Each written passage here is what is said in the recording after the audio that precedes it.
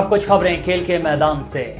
Tennis star عصام الحق نے Pakistan tennis federation کا election لڑنے کا فیصلہ کر لیا۔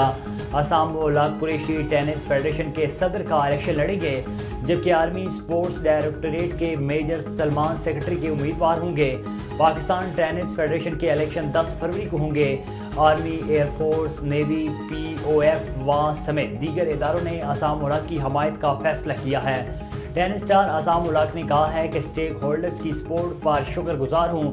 ٹینس کھیل کی ترقی کے لیے اپنا کردار ادا کرنا چاہتا ہوں۔ عصام الحق نے مزید کہا ہے کہ خواہش ہے کہ نوجوان کھلاڑی دنیا میں ملک کا نام روشن کریں۔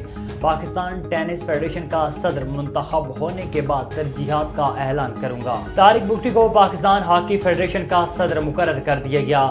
سابق صدر پاکستان ہاکی فیڈریشن خالد سجاد کھوکھر نے صدر مملکت کو اپنا استعفیٰ بھجوایا تھا، جسے صدر عارف علوی نے منظور کر لیا۔ نگران وزیر اعظم نے طارق بگٹی کو پاکستان ہاکی فیڈریشن کا صدر مقرر کر دیا۔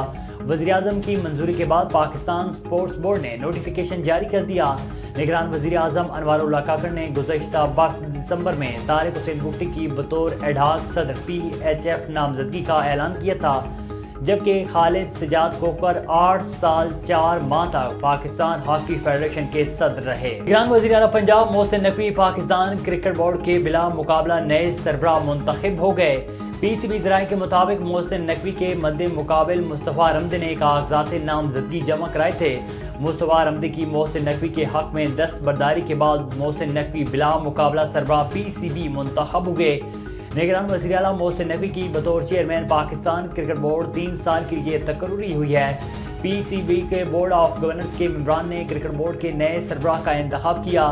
پی سی بی چیئرمین کے انتخاب کے لیے بی او جی کے اجلاس کی صدارت کرکٹ بورڈ کے قائم مقام چیئرمین شاہ خاون نے کی۔ محسن نقوی وزیر اعلیٰ پنجاب کے عہدے سے دستبردار ہونے کے بعد بطور چیئرمین پی سی بی فرائض سنبھالیں گے۔